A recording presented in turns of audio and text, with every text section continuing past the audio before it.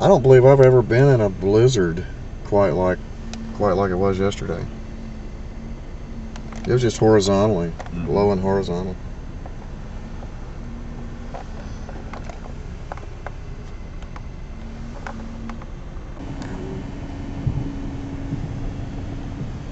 Oh yeah, definitely.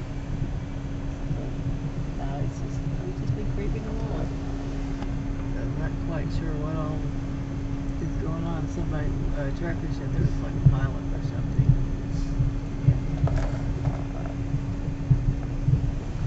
Yeah. Probably somebody driving crazy. But oh yeah, we will.